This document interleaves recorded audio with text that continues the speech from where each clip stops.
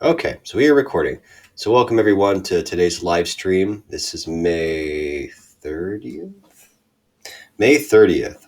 And we're going to be discussing the undoing of emotional triggers. So what that means is when someone says or does something, it could be any action or any statement or even a noise, and it causes an emotional or physical reaction in you. That is what I'll be describing as a trigger.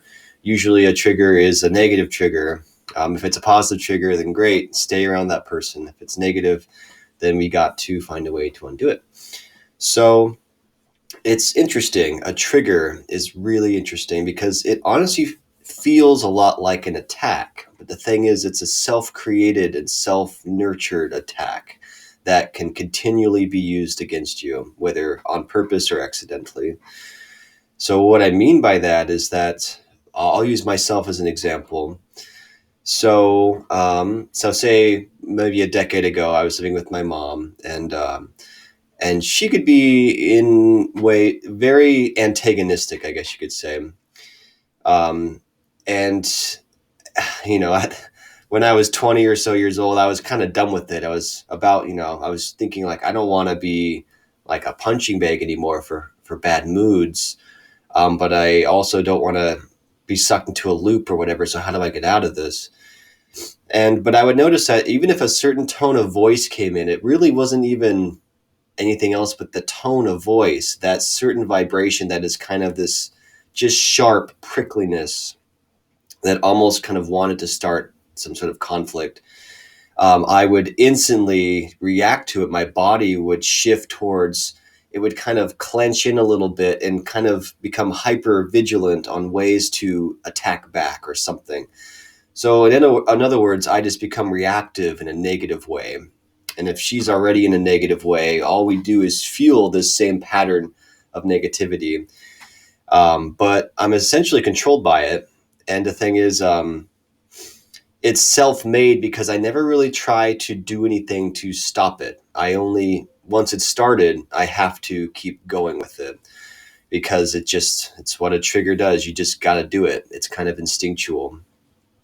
But in that way, it is kind of self fueled. But I find it interesting because there's attacks when someone is outwardly trying to make you feel bad and you don't want it, and maybe you try and fight it if you're aware of it. And then there's a trigger which you don't really try to stop, but it feels like an attack. So I just think about that for a second, and that triggers are kind of also made by us. Uh, so why is that the case? Why do we allow that? I think it's because we are not really aware of them, really. And that's really the case for attacks too, for most people. When they go out into public and they feel really anxious around certain people, or for some reason they find someone really irritating, they just think, wow, I'm really annoyed right now, and I don't know why. And they don't know that it's negative energy or certain negative NOBs or bullies that draw that feeling out of you. So you're just not aware of it. And for triggers, it's the same thing. For a lot of people, we're not aware there's even a trigger here. We just think, like for example, in Shree's case, there's a certain subject around someone that had stolen some property, and whenever it's brought up, there's a feeling of anxiety, or I don't know if it's guilt or whatever. It could be a whole cocktail of things. And we assume, or you would assume, well, it's because of this subject. It's a sore subject, so I feel that way because of this. But it's also possible, if it's a trigger, that would mean that it's kind of hard to describe, but there's always a logical reason for why a trigger does what it does. We're like, well, it's a rough subject, so that's why I get this feeling. But it's not always the case. It's not always logical. It's well, honestly, before we begin, it might be nice to hear some more triggers. I want to lead us into a relaxation exercise, but then the trigger might not hit you guys as hard, and I kind of want to see an honest feel of the trigger. So I'm curious if anyone else here would like to share something that triggers them. It could be something that your family does, or a friend does, or a coworker. But is there anything that you've noticed that you're aware of that if something is said or done that you find yourself either cringing a little bit or tightening up, or maybe you kind of stop breathing a little bit and you kind of get, that tunnel vision a little bit. Either you get really anxious, or you get really angry or really sad. And it could be from your past and with your family and friends, or it could be something new with a new coworker or a new friend or acquaintance. So I'm just curious if there's any other examples here of an emotional trigger, because if you give me an example, we can go through that precise way to undo it. If there are no examples, I'll just have to make them up, and it might not be accurate for you guys. So, are there any other triggers you guys would like to describe?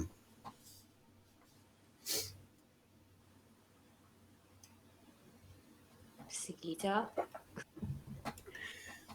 Yeah, you got anything that triggers you Yes. at work or with Um, family? yeah, sometimes, if something is not up to my expectations, yeah, I think it's a trigger to become angry or too emotional, or I don't know. It can be my colleague, it can be in family, it can be everywhere. But if, let's say, somebody doesn't do what he should do, it's one of the triggers that makes me angry, really. Okay. Let's see. So interesting. So yours is more of a general kind of universal trigger in that if anything doesn't live up to what you expect from it. Um, and so when that happens, what do you feel exactly? Like, what does the trigger feel like? Like, do you just feel annoyed in your head, or is there a certain like part of your body that clenches or tightens up, or like what happens with the trigger? Well, first of all, I am disappointed, and then there is all the chain that becomes active. There are some emotions coming up because it means that it's me who has to do it instead of that person. It means I don't have time, but I have to do it because the job has to be done. Then there is anger, there is all sorts of emotions, and it becomes really uncontrollable. Hmm. Okay. Okay. Interesting. All right. So I'll make note of that because that's, yeah. So a more universal one. Very interesting. Okay. So were there any other examples of a trigger that you guys would like to look through and discuss later on? And if not, we'll go into the relaxation exercise. But you may find that it's harder to become triggered, so you may have trouble thinking of one. I'm already triggered. Oh, well, well then perfect. Well, if no one else has a trigger to mention, we can go right into it. But I guess really quick, I'm going to describe a common trigger, and let's see if anyone else agrees with this. So when I work at IKEA, and there is we have so many customers um, and coworkers, and there's so many things they can do that are meant to annoy or to try and annoy me for sure. One trigger would be if you're talking and then before you finish, someone else talks over you. Maybe they're too impatient to listen to what you have to say. And, if I wasn't aware of what NOBs are and what's going on there, I would be annoyed, I guess. But now that I know that people do intend to try and annoy me and shake my energy or shake my focus, I kind of expect it. Like I can feel when there's a noxious energy from a person that I'm speaking with, and and if that happens, it's like, well, I can see that would happen. I knew it was coming. Um, let's see, what's another example of one? I guess another one could be if you're giving directions to someone or anything, and they walk away while you're talking. That's another one. Um, maybe you could do someone a favor or something and they don't say thank you. They just walk away silently. It's like, okay. Especially here in Washington because we say thank you for everything. So, um, let's see. I mean, there's so many ways that you can be annoyed. Some people use certain tones of voice, or they're loud in certain ways.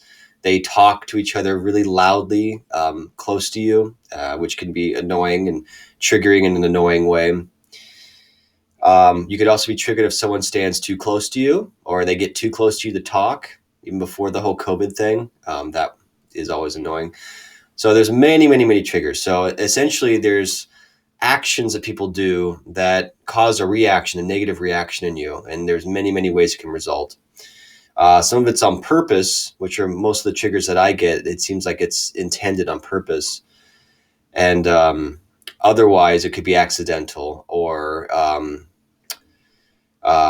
circumstantial, like Sagitas, which is if something doesn't come up to expectations. I do have to wonder sometimes if maybe some of that's on purpose. If you're working with NOBs or something, Sagita, maybe they purposely mislead you into thinking it will be of quality, and then it ends up being less so. I don't know. I would have to know those examples. But in any case, before we get into the real practice, let's do some relaxation. So as usual, you don't want to be all scrunched up. So imagine that there's a string at the top of your head and your body is dangling from it. So imagine in your pelvis, your torso, your legs, they're pulling down and the top of the string is pulling up. So you have this kind of light stretching happening. And as this is happening, take a nice deep inhale and an equally long and slow exhale. And just do that a few times as your body slowly stretches out. You're not forcing the stretch, it's just a relaxed kind of hang from the top of your head. And just relax and take these nice deep breaths for a second. And forget about the past and forget about the future, forget about the subject we're about to get into. For now, we're just relaxing and enjoying a well-oxidized body. We're getting that oxygen through there. We're stretching out, getting that blood flowing. And for now, focus on the very, very first chakra at the very bottom, your root chakra. And just kind of focus on it. It's at the very base of your spine.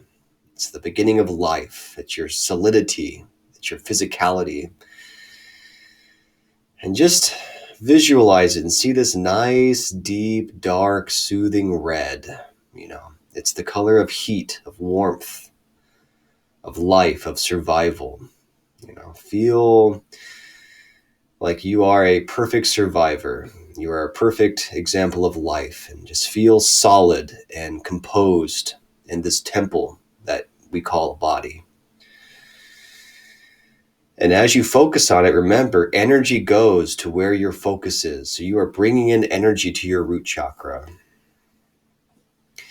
And as you breathe in, energy goes down to your root chakra and it glows brighter red. And as you breathe out, it's like giving air to a flame, so it goes brighter and brighter. It's like you're making the flame hotter and brighter. And this nice deep red slowly rises up into your second chakra, your sacral chakra. It's in your lower belly. Don't forget to take those long, deep, slow inhales and nice, long, slow exhales. And see this nice, vivid orange light slowly glow from your lower belly. This is where your feelings come from, your feeling of feeling pleasant, of feeling soothed, of feeling comfortable, of feeling nurtured. This is where you nurture your body. And it's almost like molten chocolate, or caramel. It's this nice, liquidy, syrupy pleasantness. It's all the range of emotion, all the pleasant stuff.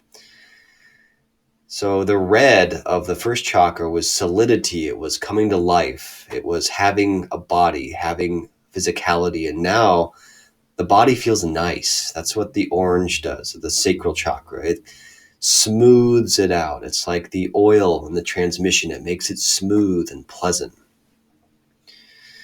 So feel smooth and pleasant in your body. This is your temple, and we're meant to be here on this earth to feel good things. This is meant to be a paradise. So remember that, and shine paradise from your lower belly. This nice soothing orange, this liquid caramel. And feel it spread not just from your belly, but from everywhere. Imagine your whole body bleached in this nice orange glow. So every joint and every bone and every muscle feels relaxed and indulgent and decadent and sweet.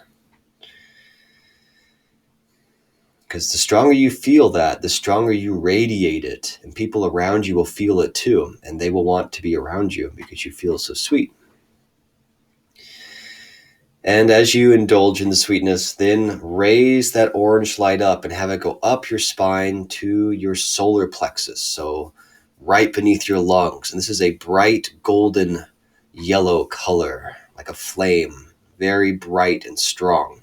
This is your willpower. And this is your willpower to go and change whatever you want to change. And here we're going to learn to undo our triggers. We're going to learn emotional mastery. So you're going to have a sword with which you can control your emotions and you can feel the way you want to feel. You'll never have to feel what someone else wants you to feel. You have the power to change it. You have the sword of your will, and it is right here in your solar plexus. It's your direction. It's your destiny. It's your path, and you choose your path. You are in the driver's seat, so feel the security of that willpower and feel that direction. With the power of the flame, you choose your life, and we are going to reforge your body and your heart with this direction. With this heat, you can change yourself and you can rewrite yourself. You have the power of the will. And see this bright golden color. It's undeniable. It's like the sun. Human willpower is very, very powerful in this universe. Never underestimate it. And so feel that bright heat, that undeniable golden brightness in your solar plexus, and feel it warm it up to the point where it's almost too bright to look at. This is the power of your will. And don't forget to imagine that your head is dangling from a string. You are not going to start melting down because of all the heat. You want to keep a nice erect posture, not too erect. Just feel it straight, open, and dangling free in the wind. Glowing brightly, this salad of red, orange, and yellow. Summer colors. And then move this energy upwards as you slowly breathe in and out and have it rise up into the heart, which is a nice soothing green color. This most soothing green you can see. It could be the color of a newborn leaf. It could be the color of old growth forests and moss. But imagine that kind of slight chill in the air, leaves and forests and trees. This is your heart. And your heart is like a flower on the tree. It's ready to bloom. So feel it slowly blooming, very slowly, in this nice cool breeze of gentle greens. And the wider you bloom your heart, the more energy you have access to. So imagine the petals slowly unfurling. You can feel them kind of just slowly dancing in the breeze.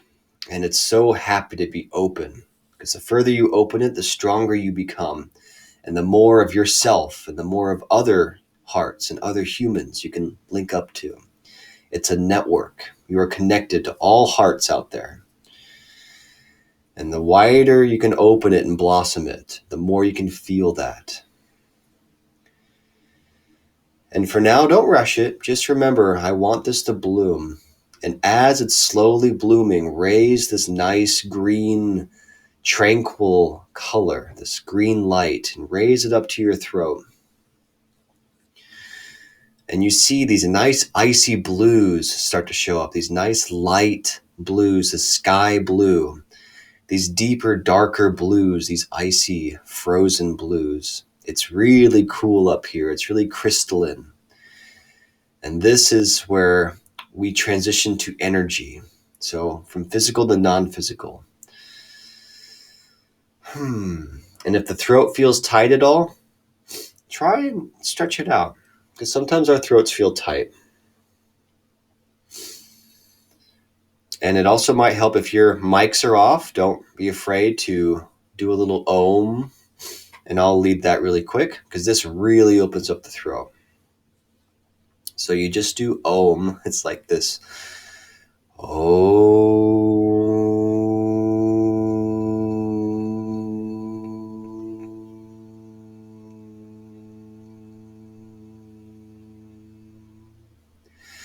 And doing that doesn't just vibrate the throat, it really goes through many bones in your body. So your ribs will feel it, your skull, and that vibration unlocks and opens everything. It'll even help your heart.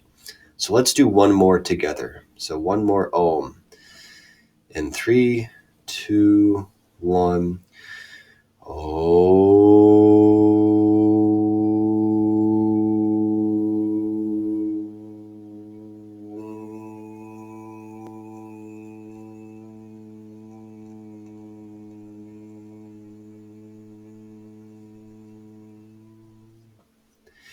I could really do that forever. But feel the effect that that vibration has on you. You feel a bit more open. You really can't help it. That's what vibration does. It shakes you out of one position. And in that state, you can become whatever you want. So when you're done oming, when you're done vibrating, you're in a place you prefer to be. And that's the power of vibration. And that's the power of the throat. It can change things. It can vibrate things to a new place. And today we're going to vibrate our bodies to a new place to erase our triggers. So feel the power, the eraser and pen that is the throat. It can write and rewrite. It decides reality. And feel those nice icy, those cool crystalline blues. And now raise that up past the heart, past the throat, up into the head. Where now you see these vivid violets and purples. This is the seat of your wisdom, the seat of knowing. It's truth. And feel that you can see further than you can even comprehend. You can see to the ends of the universe. You can see to the ends of the world. And you can see the truth behind your triggers. You're going to see the truth today, and you will realize, I am not my trigger. A trigger is an untruth. It is something forced upon me that does not belong to me. I can see the truth in that, and I choose to pursue the real truth, which is that there is no trigger, and I will choose something else to happen instead. That is the truth. I am not my trigger. And feel the truth of that in your brain, in your third eye chakra. You know it's the truth, and you're going to feel that truth today.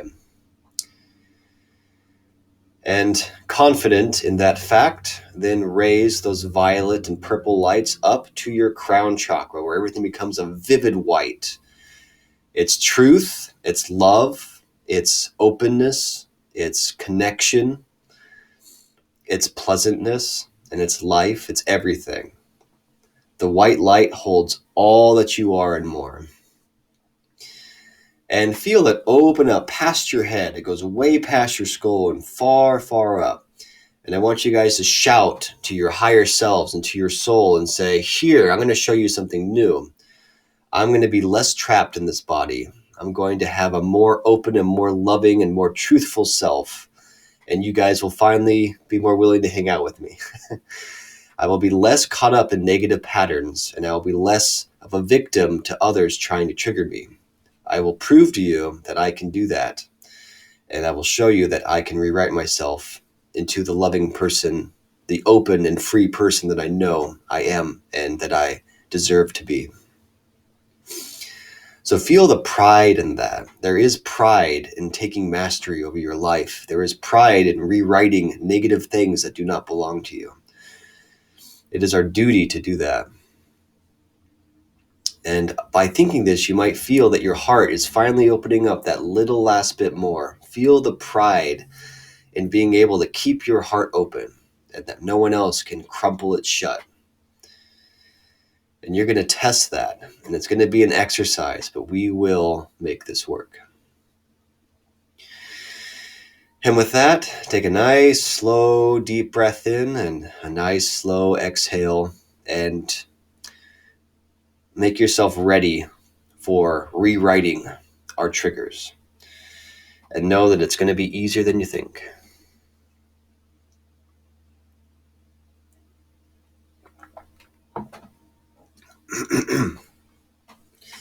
And take your time slowly coming back and being ready to get to work.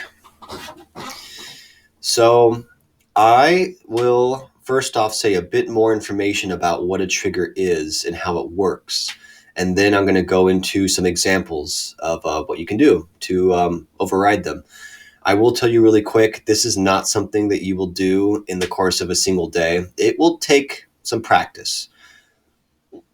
You are trying to undo years, if not decades, worth of energetic patterns. That is quite a knot. So you're going to have quite a knot of energy and emotion and physical patterns. So in that knot, you might have certain muscles, maybe in your chest or maybe in your back or maybe in your stomach, that also clench up because energy follows the same patterns over and over again, that eventually the body is intertwined in it as well. And it's kind of a negative feedback loop, because when you feel that clench, you know, well, now I gotta feel like this because I know what that clench means. It means I'm emotional, I guess. So I gotta feel that emotion. And then of course, if you feel the emotion, you're like, well, I gotta clench because that's what I do when I feel this way. So either they kind of go into each other. So all I'm saying is that this will take you more than just the idea to change it. You're going to have to literally do the work, and you're going to have to do it a number of times. And when the event happens that triggers you, that is the time to practice. So actually, that's perfect. Before we move on, I'm going to create a new trigger in you guys. It's a positive trigger. And this is what I do whenever anything annoying, troubling, uncomfortable, or sickening happens to me. And I see it as a moment of perfect practice.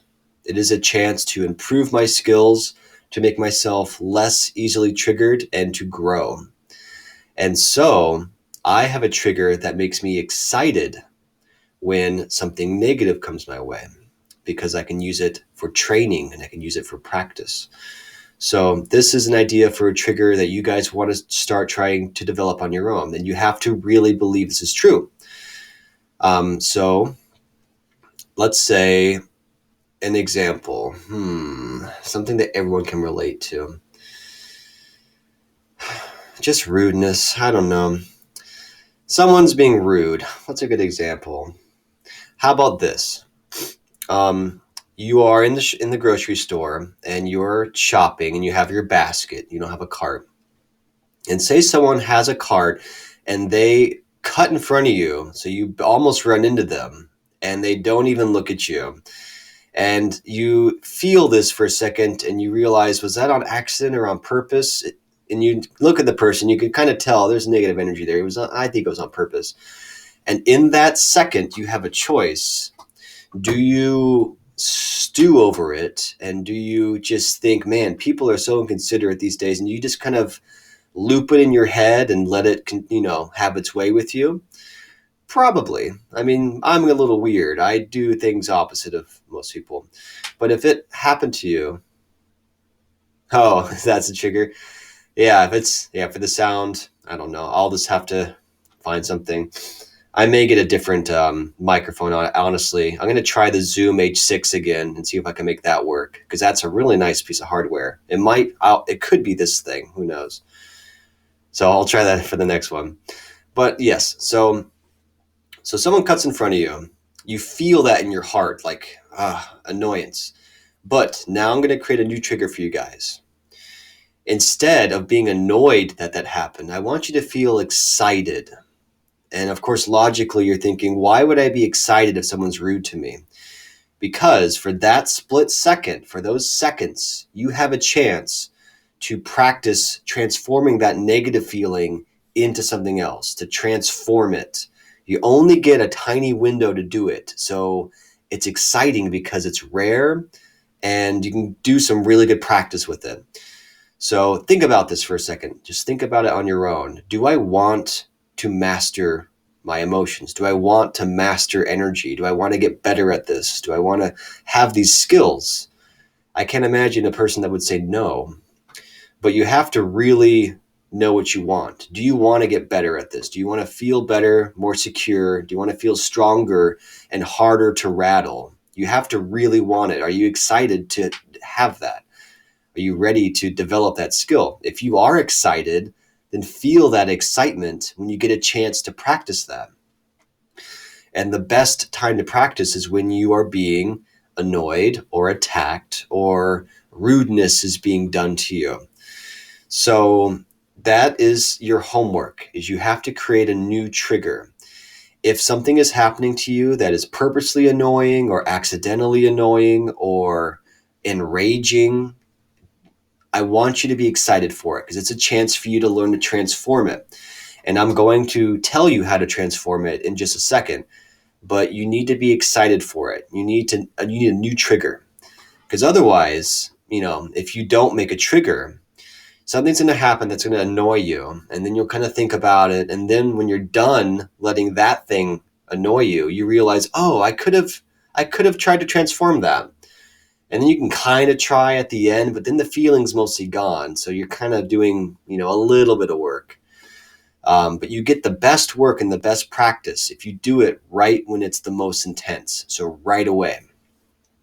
And for you to remember to do this, it kind of has to be a trigger. It has to be instinctual. It has to be you, genuinely you, and what you want to do. So remember that. Oh, okay. Yeah, see, it goes in and out. That's the annoying part. If it was just one, and wait, by popping, do you mean my audio goes away? Or do you mean it lags sometimes? Because if it's going in and out, then that's bad. Because I don't hear that. No, it doesn't go in or out, but it's just some additional like tick, tick, tick sounds on top. Oh, weird. Yeah, I'll just have to try my other microphone after this. It could be this microphone's issue. The H6 is really high quality, and I feel like I just got to figure it out. For some reason, it wasn't letting me use it as a live stream mic, but I will. I'll look into it. I'll check some forums and stuff. In any case, all right, guys. So do remember that, very important. Creating new triggers, redefining the way that we encounter negative events or annoying situations. You have to redefine it. This is why whenever I have a bad day, I am actually pleased because I get to practice my skills at transforming a bad day into an educational day.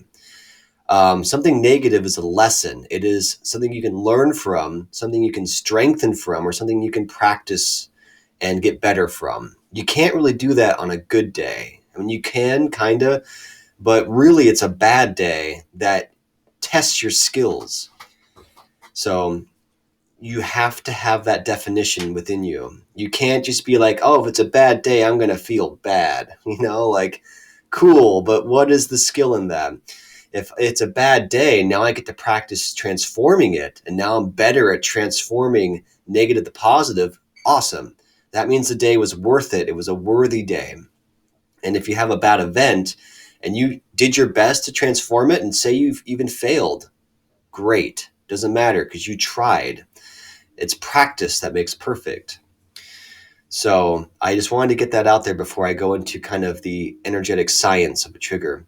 But you have to have that definition, and it is crucial. And I actually have been like this for most of my life. And I don't know, does anyone else hear this audio thing? Well, I guess when I make the recording and when I publish it, that's when we'll all know if it's really what's going on. But yeah, it's okay. I'll try the other mic next time, and I'll work on it. Well, we'll see. When I publish the recording, we'll know for sure. For sure. Let's see. Where was I? Yes. So have that definition. If something negative happens, it is an opportunity for practice. It's an opportunity to grow. So cherish it and be excited for it. Feel that excitement. I am excited to go to work and be surrounded by NOBs because I get to test my best skills in a way that I would never get a chance to otherwise. I am excited when I get some nasty people coming my way because I get to test out all this cool stuff and see, not just can I nullify the negativity, but can I do it faster?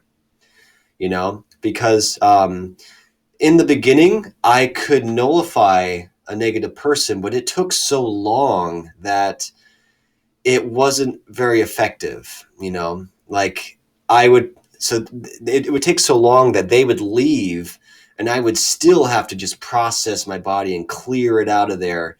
And oftentimes I couldn't do it fast enough. And then another one came by and then it's just like, I can't get away from it. So getting faster, getting better, doing more work in a shorter amount of time, that takes work, it takes practice. And you'll find yourself getting faster and faster at it to the point where when a trigger happens, almost right away you can flip it on its head. And then the rest of that event is just smooth sailing.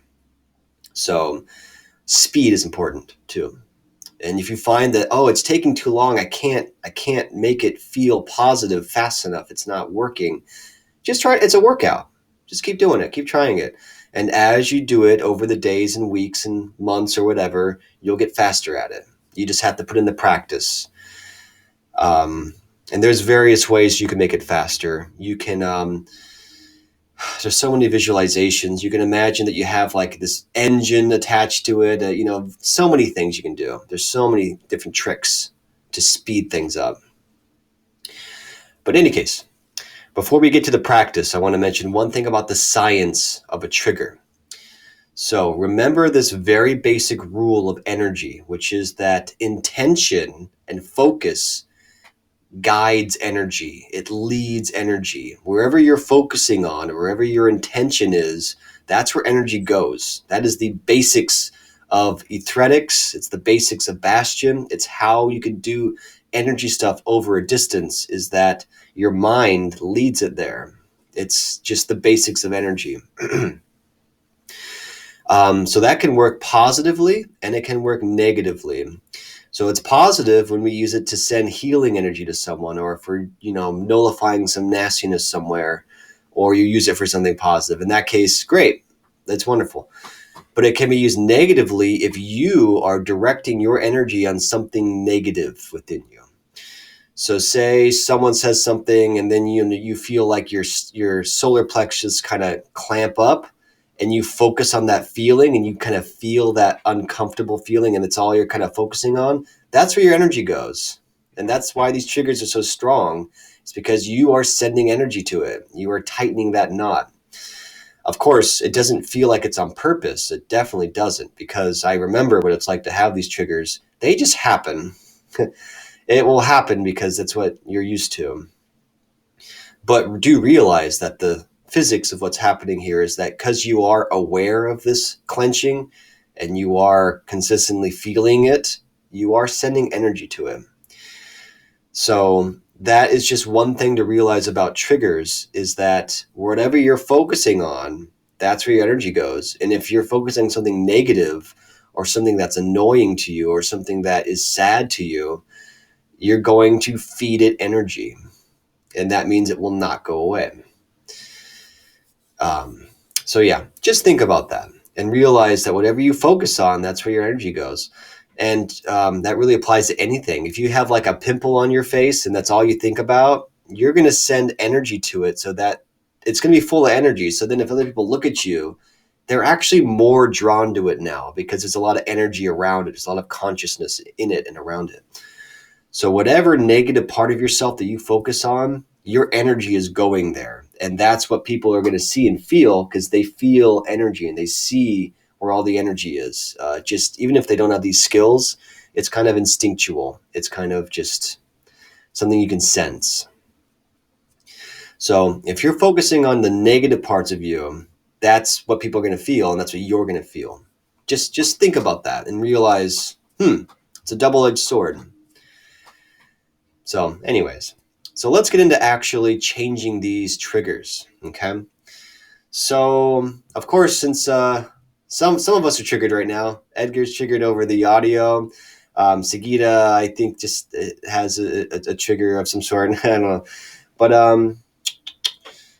all right, so I'm going to have to create a trigger for all of you so we can feel it, and then we'll know how to deal with it. So let me think of a universal trigger, one that's really, well, how about this? I mean, everyone hates this. So say you're driving and someone merges without a signal change and it cuts you off and you gotta like stop.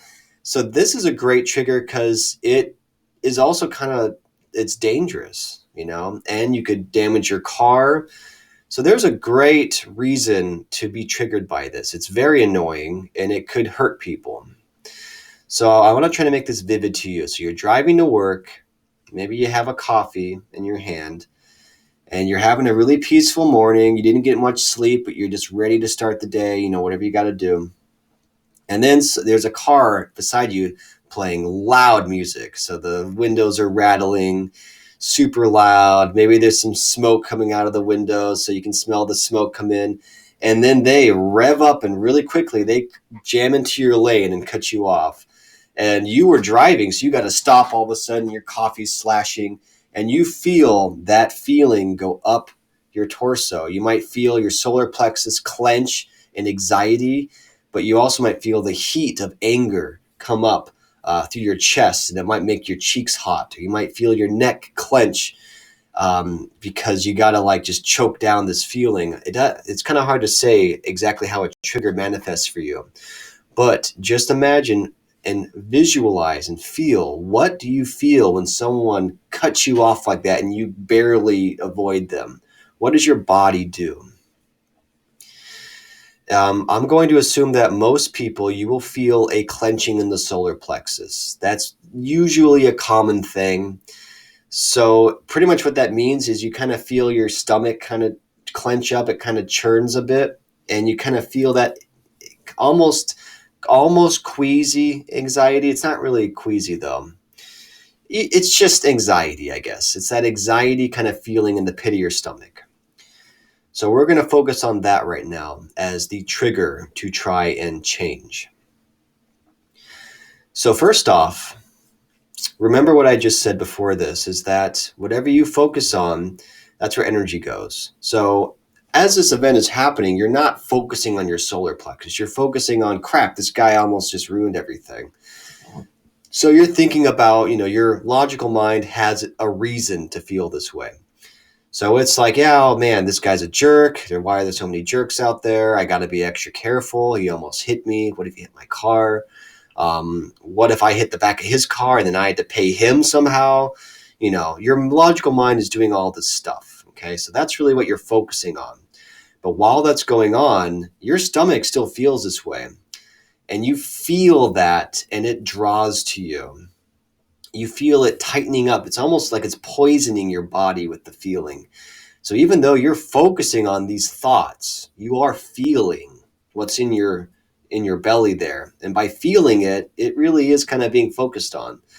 It's stimuli. It's going to your brain. You're aware of it. It is a focus, okay? Even if your logical mind has its own thing going on. So here is the practice.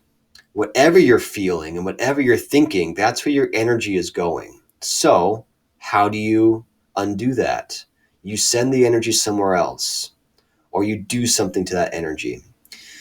So you have a mass of not really negative, but anxious, tightly wound energy. It's in your solar plexus and it's in your head because you're thinking about this stuff.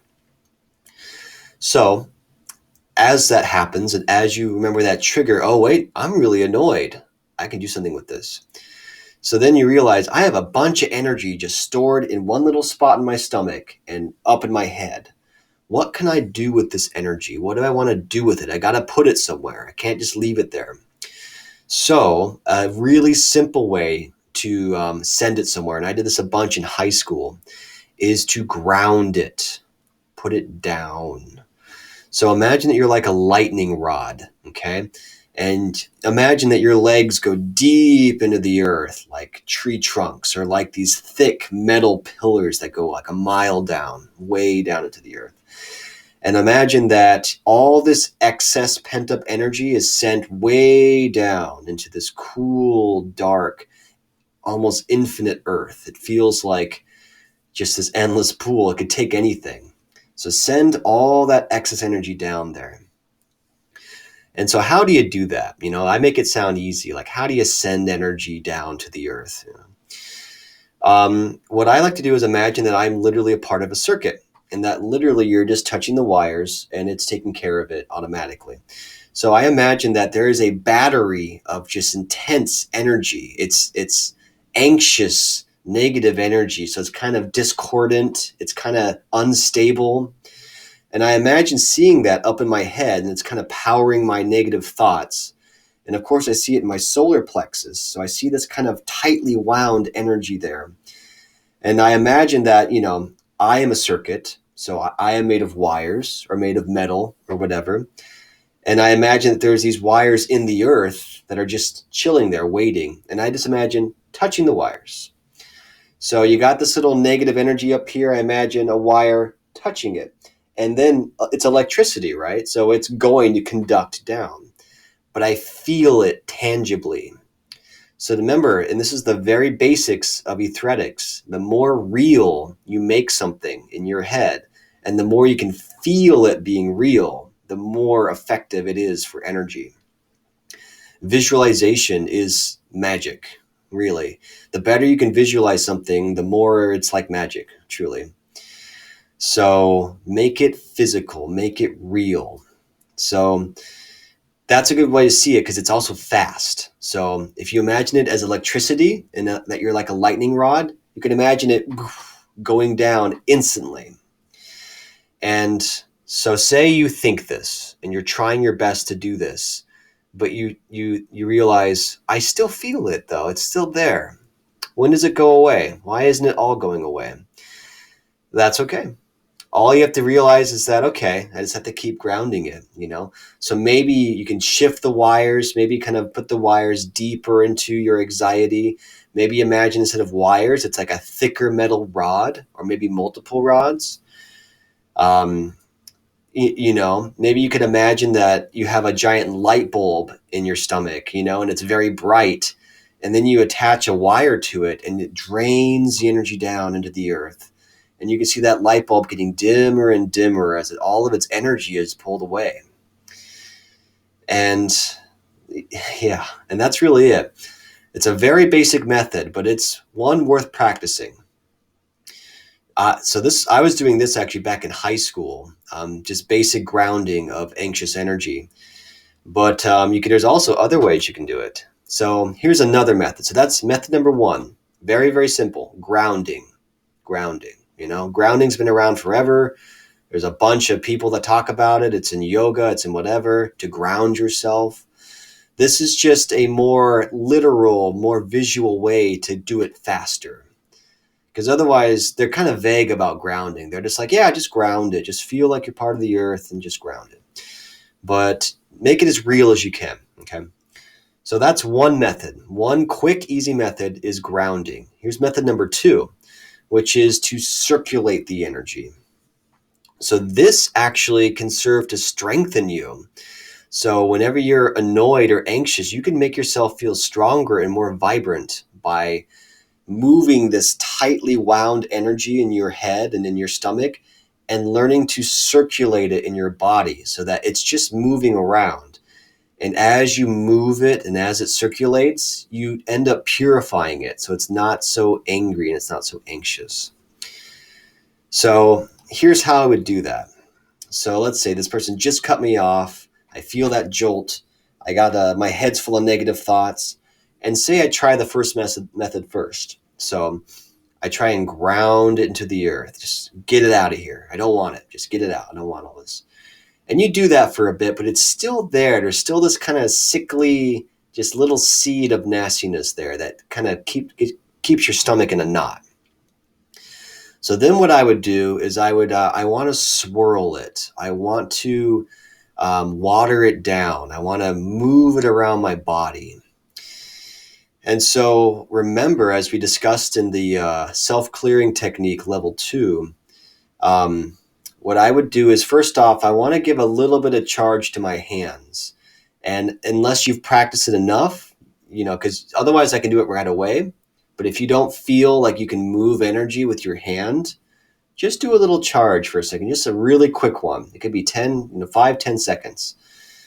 So as you're feeling this annoyed, anxious feeling, breathe in and then breathe out and bring energy to your hands until you feel that kind of warmth, that kind of slight pressure between them, that slight magnetism. You only have to feel it a little bit, just enough to know, okay, there's energy here. And then when you have that slightest feeling of energy, you want to imagine that you are this kind of giant bowl of soup in a way, and you got all the flavorful stuff right in the middle, and the rest is just water. You want to mix it. You don't want it all stuck in one place. So with your energetic hand, which is kind of like a magnet, it's kind of like a giant spoon, it moves things. You want to focus on your hand, and you want to focus on your feeling, that negative feeling, and you want to smear it. You want to swirl it, and you want to imagine that you're like this giant pitcher, and you're swirling the lemonade inside. You're mixing that sugar in. And so you'll feel it slowly blur around the edges. So you'll feel it kind of become more hazy. And it might kind of disperse a bit more through like maybe your chest and maybe down to the bottom of your belly. But of course, your logical mind is thinking, but aren't I just going to spread anxiety and a negative feeling around my body? Well, let's try not to do that. So as you're moving it, you can also program your energy. You can change how it feels. So in this way, it is like making lemonade, really. Think about it. So you're this giant pitcher and you're full of water. And now you have all this lemon juice. And that is the negative feeling you're having right now. It's what's making you cramp up. It's what's making you tight and having trouble breathing. So first off, we got to mix it. So as you move it around, that tight ball of lemon juice and whatnot is slowly dispersing. But you're also going to add in some sugar at the same time.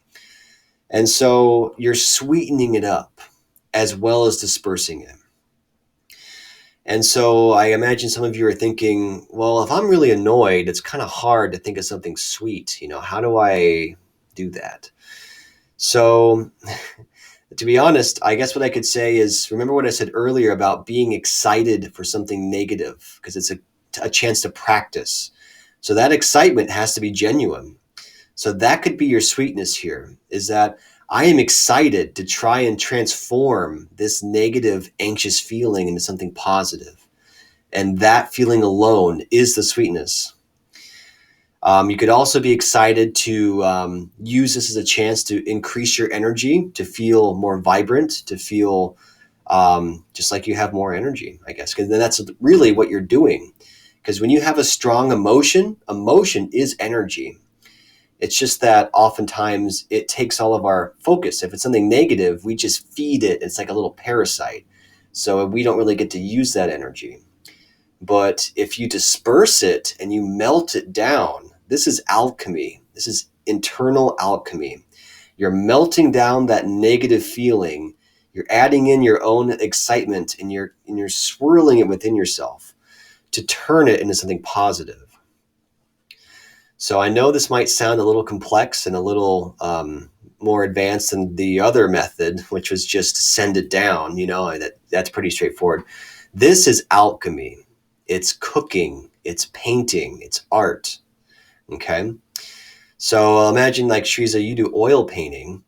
So imagine you got a big old clump of some dark, like, let's say, I don't know, dark green.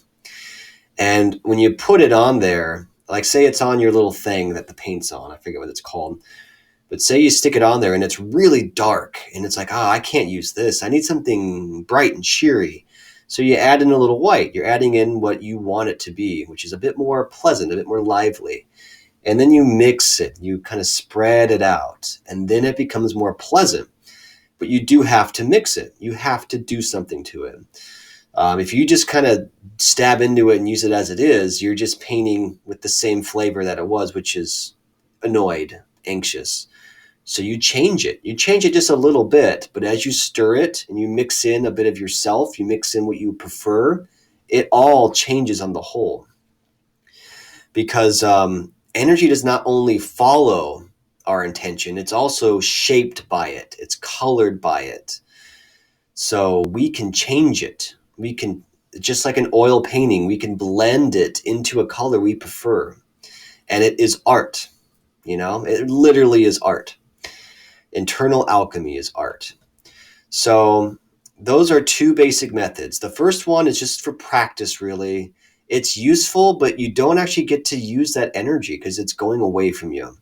So you're taking it away and you're kind of flushing it down into the earth, which grounds it.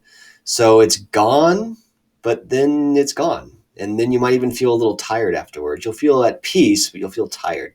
The second method is more advanced, but you get to keep that energy. So you can circle it around and make it into something you prefer. Of course, if you have ether on hand, it makes it 10,000 times easier because literally its purpose is to transform negative energy to positive. If someone or a certain place caused your trigger, having this will be very, very helpful. If it's some sort of other universal trigger that no one really caused, it just kind of happened, this will still help. It still smooths energy out. It still feels pleasant. So of course, ether is like the shortcut. It makes all this so much easier. I mean, you could just really could forget everything I just said. Just breathe and hold ether, and really, it'll usually take care of it. You might still have a clenched stomach a little bit, but I do hear pops now, but now they're gone. Now it's gone. I don't know. Anyways, so yeah, ether is a quick little shortcut, but there is a third method, and this is a really cool one. And the thing is, it's kind of like the second method, but you'll see. So if a person caused your trigger, what you can do is you can use that energy, you can circulate it within yourself, and you can then fire it back at that person with your own enhancements. So if you're raising all this energy anyways, you can choose what to use it for. You can choose option 1.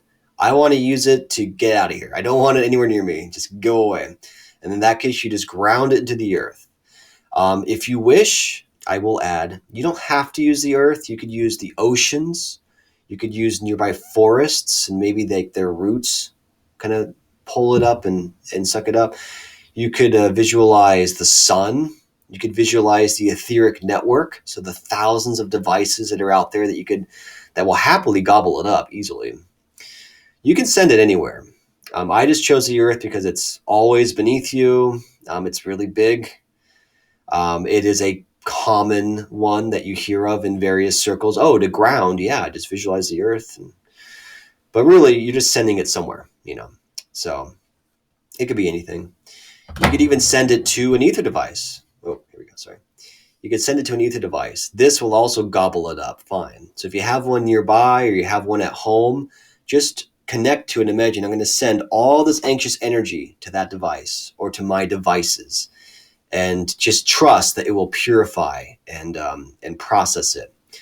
So yeah, so method 1 has a couple different options. You could do the earth, oceans, forests, ether devices, the sun, anywhere. So just send it somewhere. Option number 2, which is circulating within yourself. And as you sweeten it up, you will feel more energy. You will feel empowered. You'll feel better. And as you do that, that is rewriting the trigger, by the way.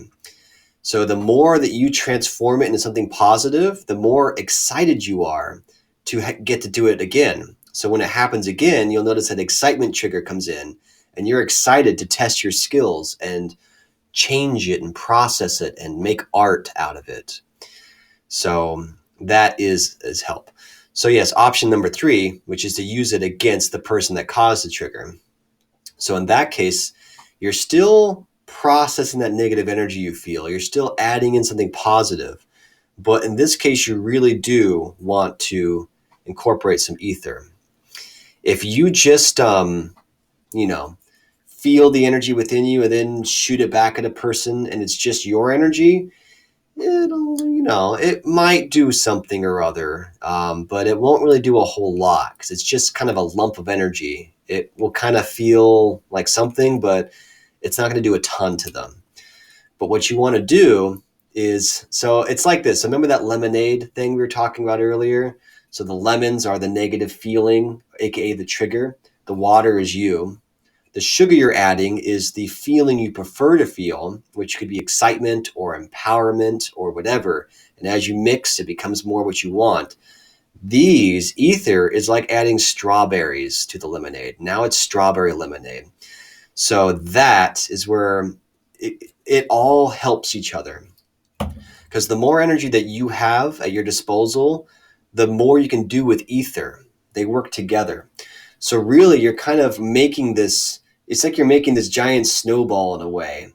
So they threw a snowball at you and it's kind of stuck to you. And you can take that snow and add your own snow to it and throw it back at them.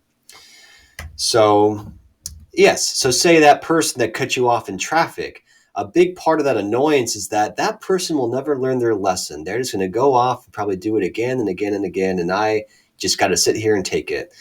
Not really. Not with Bastion. Not with these skills.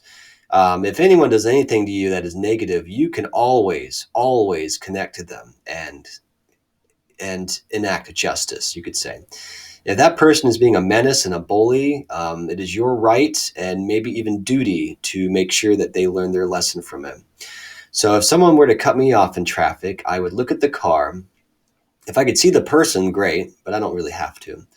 By seeing the car, I then mentally connect to its owner because everything is linked. It just is. It's just easy that way. So by seeing the car, you can link to the person, and then I have access to this person. And you're feeling that trigger in you, and it's kind of stewing there, and you remember, oh no, I'm going to use this. I'm going to use this for justice.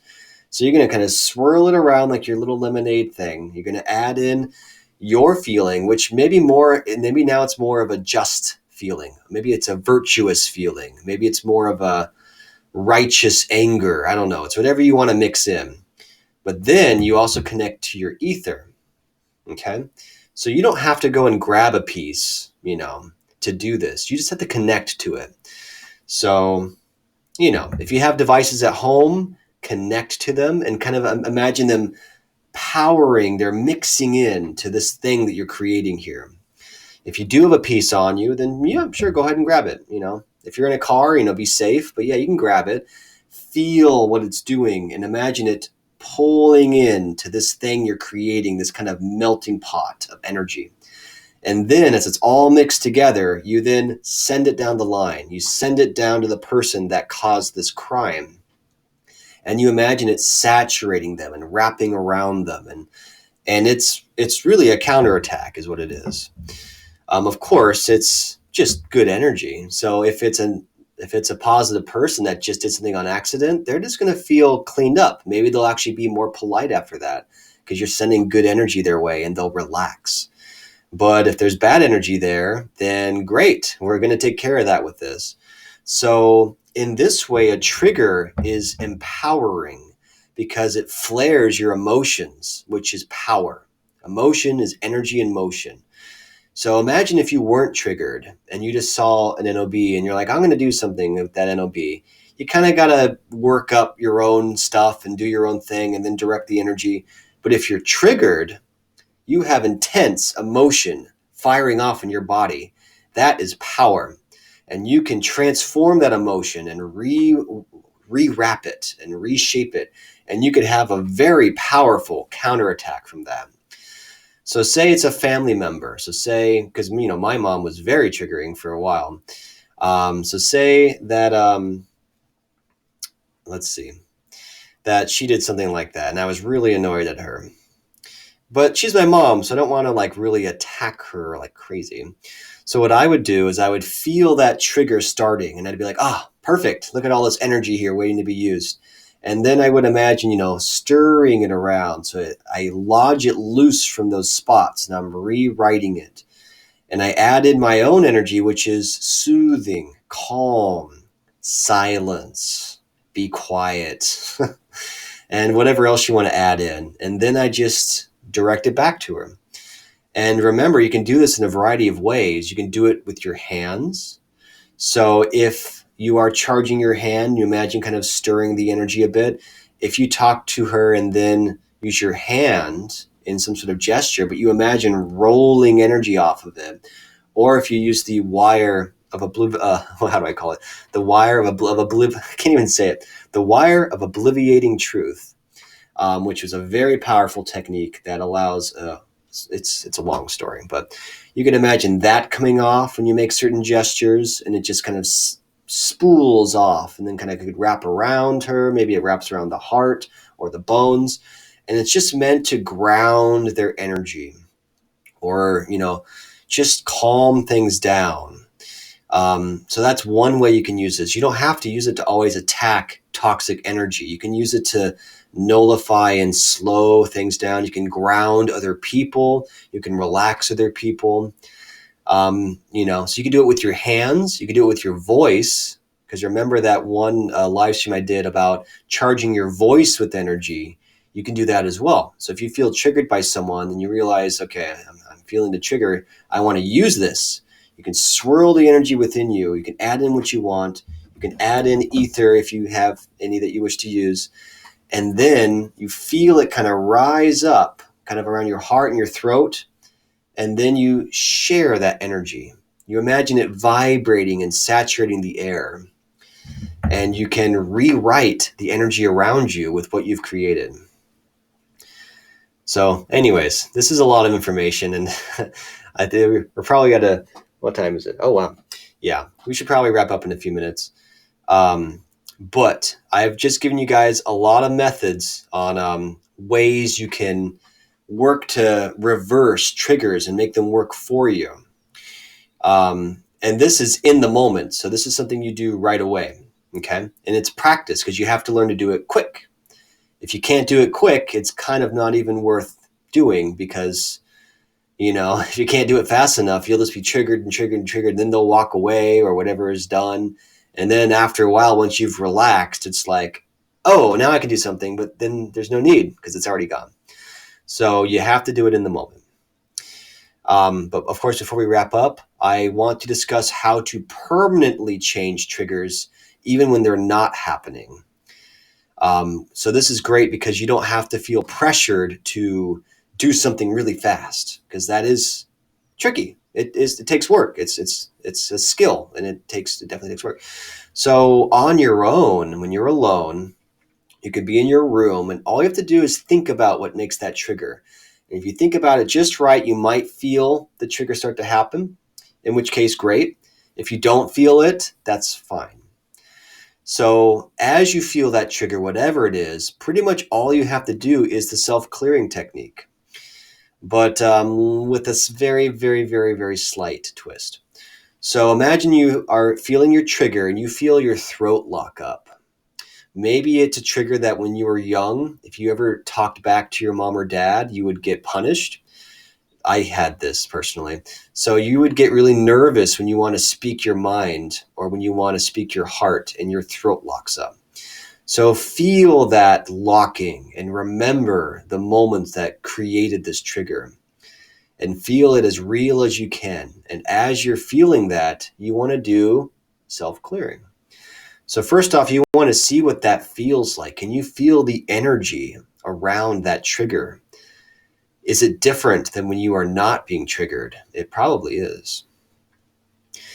And just remember that the thing about a trigger is that it really is like a knot. And that's the best way I can describe it. It is a knot that has all these different things tied into it. And then when something is activated, the other things kind of tighten in. So it's a knot, truly. So to undo a trigger, you are untying a knot. The thing is, you can't see the knot. So you're tying a knot you're untying a knot while blindfolded. You can see how that would be difficult, but it's not impossible. So if your throat is being triggered or you're working to feel the trigger on your own, feel around. And sometimes it's really far out. It could be in the aura. So you're feeling around, and when you feel energy, or when you feel heat, or when you feel density, like magnetism, or if you feel anything, if anything happens, any sort of feeling, stop your hand there. And just breathe and relax, because the goal here is to untie this knot. So the more relaxed and open you are, the knot itself might relax and open just enough for you to start pulling threads out. But yeah, feel for that spot, relax, breathe, circulate air and relax, and then slowly start pulling your hand back. We're trying to pull out threads from this knot. And you might notice that as you do this, you feel other parts of your body activate. So now I'm feeling actually, where is it? Like kind of like here, this part of my head is being pulled on. And this is the thing about triggers and knots, is that it's not just there. It kind of has roots in other parts of you. And since you're not going after all the roots, you just focus on the strongest part, which is the big old knot. It's going to feel like it's impossible to get rid of, but it's not. It's just a big old knot. So anyways, just do that. Feel around. When you feel something, stay there and kind of just get a good feel for it. Relax, breathe, and slowly pull out those threads. If you lose it, just come back in. And if you feel it again, then slowly come back out. You can also kind of go around it a little bit.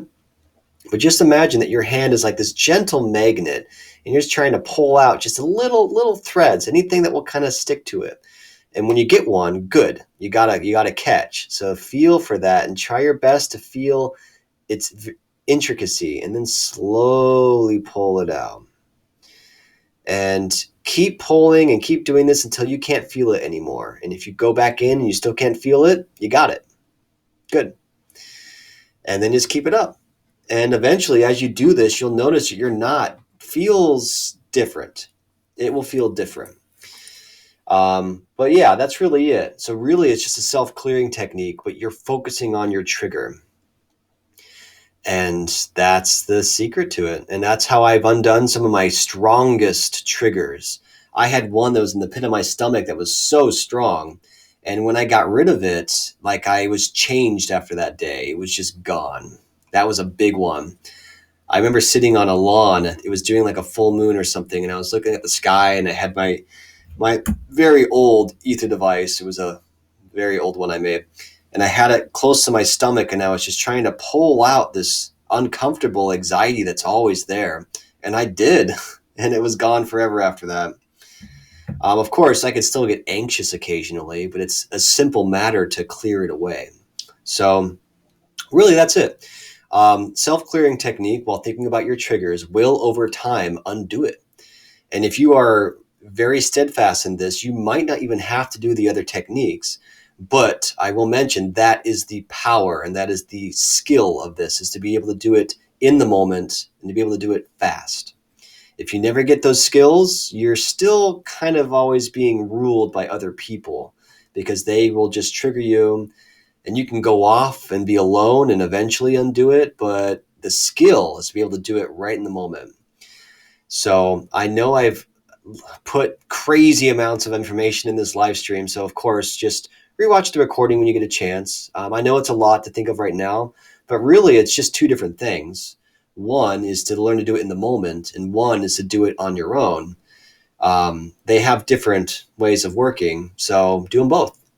If you do both of them over time, you will find that any trigger will A, become less effective, and B, might even become useful and desired by you, like it is for me.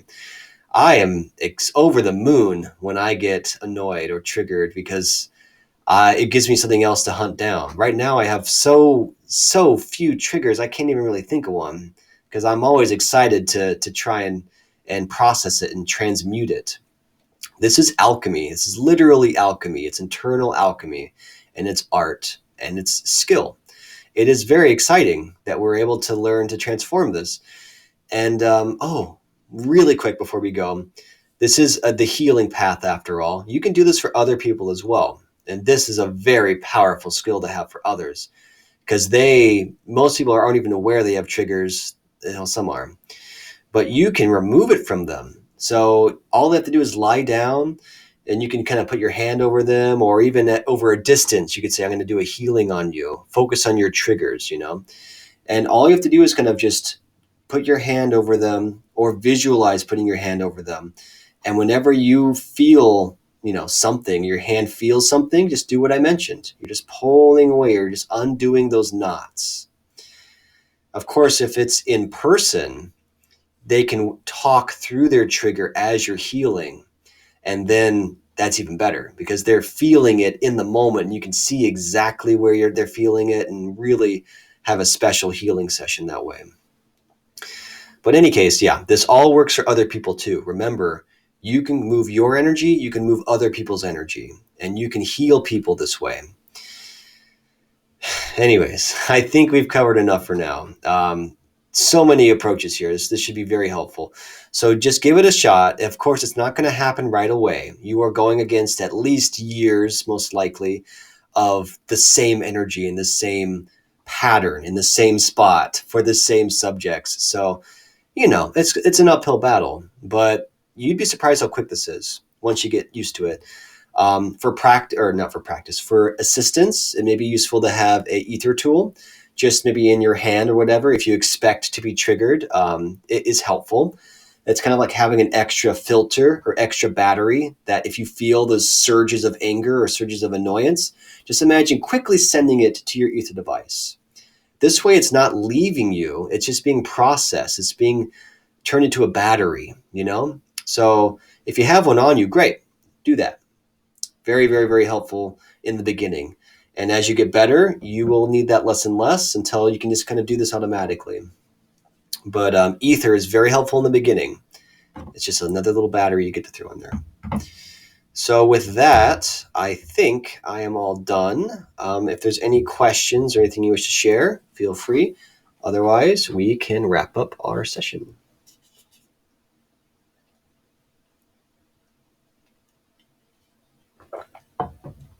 I wanted to ask,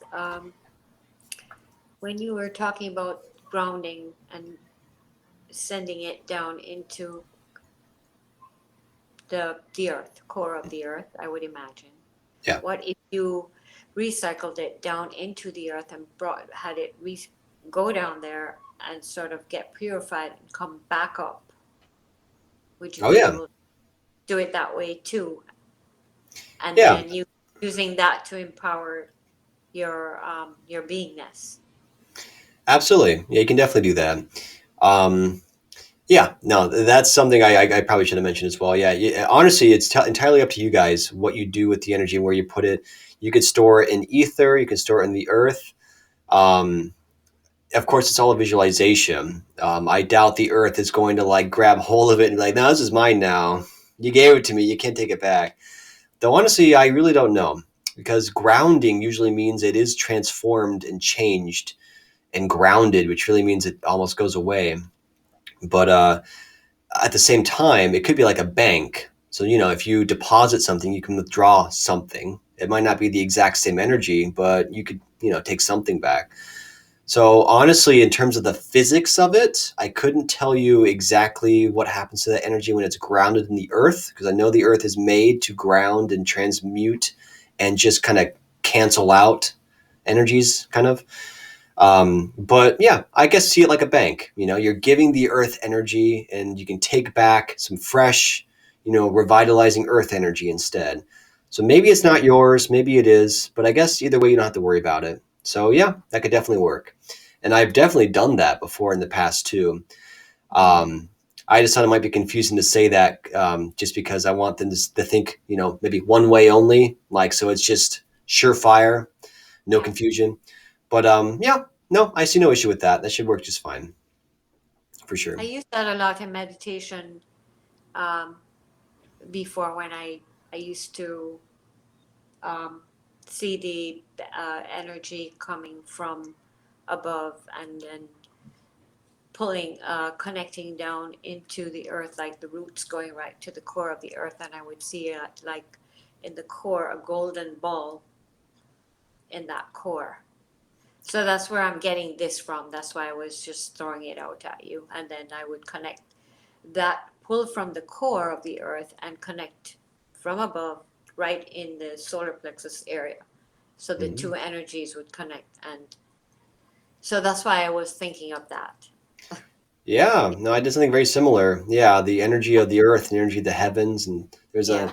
there's a thing where you grab the energy of the earth and then you grab the energy of the heavens, and it kind of mixes in your middle. I did that a lot in high school to Mm-hmm. help with my anxiety because it grounded me, and it, I don't know what the heaven energy did, but it did something. But Yeah. yeah, absolutely. So there's many methods to grounding and all this stuff. You know, for the sake of time and just giving you guys enough to get going, Mm-hmm. I just covered some basic ones. But yeah, that is a really good technique. I should do a live stream eventually where I discuss, you know, stuff like that. So basic meditation methods for grounding, for moving energy. I mean, the self clearing method level 2 is a great way to move energy, and it really is an amazing tool. Mm-hmm. But yeah, I remember that one. That was a good one. Very good Mm-hmm. practice. Okay. And with that, I guess I will at least stop recording for now. So I'll go ahead and just stop this recording. I hope you guys had a good live stream, and make sure to practice this if you ever get triggered. It will take time to rewrite triggers, but it is very doable for sure. So yeah, you guys have a wonderful day, and I will see you next week.